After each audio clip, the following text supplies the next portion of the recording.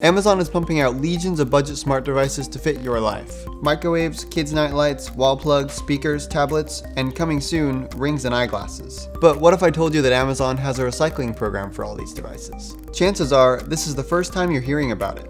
Unfortunately, that recycling program is the only option for Amazon product owners after their warranty expires, and that warranty usually only lasts for 1 year. Even if you're interested in doing the repair yourself, it's almost impossible to find replacement parts since they don't make them available for purchase. So, we have a company pumping out tons of cheap, essentially disposable products. They're not providing replacement parts or repairs after 1 year. Hopefully, they're at least designing products that are long-lasting and easy to fix, right? Well, not exactly. We tore down an Amazon Fire HD10 tablet to investigate. Released at the end of 2019, the Fire HD10 is a 10-inch Android tablet with a 1080p display sporting a 2 GHz octa-core processor and 2 GB of RAM. These aren't top-of-the-line specs for something released anytime in 2019. Add to that the fact that these things probably won't be getting Android updates for too long, and you've got a tablet that's basically already knocking on death's door. On the inside, we are actually met with a few pleasant surprises before the whole thing turns sour. The rear case of the tablet is held in place with clips, not adhesive, making for a remarkably simple opening procedure. And the battery is adhered to a rigid metal plate that comes out with 10 screws. Again, no adhesive to fight. So a battery swap would actually be a breeze to perform if replacements were available. What's the rub, you ask? Well, after the battery comes out, things start to fall apart pretty quickly. In what was likely an effort to cut production costs, the speaker wires are soldered to the motherboard and heavily glued in place. This complicates the removal of the rest of the components, including the screen, unless you have soldering equipment on hand or are willing to carefully excavate the delicate wires.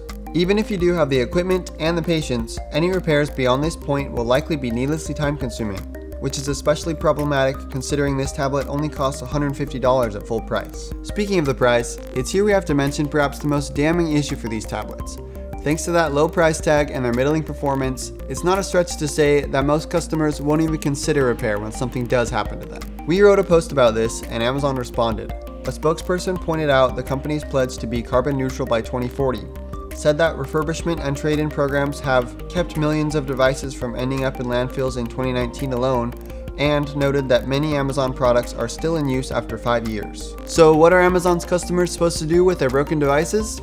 Let's take a look at that recycling program we mentioned earlier. Once you find it, the Amazon recycling program is a kludgy form where you type in the number of Amazon devices you have in each product category and get a shipping label. There are also a measly 10 US locations where Amazon will accept discarded electronics. As a result, the burden of recycling cheap products falls to towns and cities, most of them already drowning in e-waste.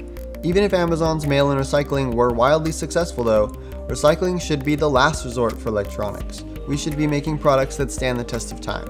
Here's our issue. For a long time, nobody has treated Amazon like the giant hardware manufacturer it actually is. Meanwhile, they're selling loads of electronic devices at artificially low prices, and their product responsibility policy is, at best, a quiet and very mixed message, and it's high time that we demand better. For starters, we love to see them provide repair parts to customers and use recycled materials in their new devices the way that Apple and some of the other big tech companies do. We'd also love to see Amazon promoting their trade-in and recycling information to all customers the same way they promote their other environmental efforts. What do you think of Amazon's disposable tech, and what should consumers do to hold them accountable?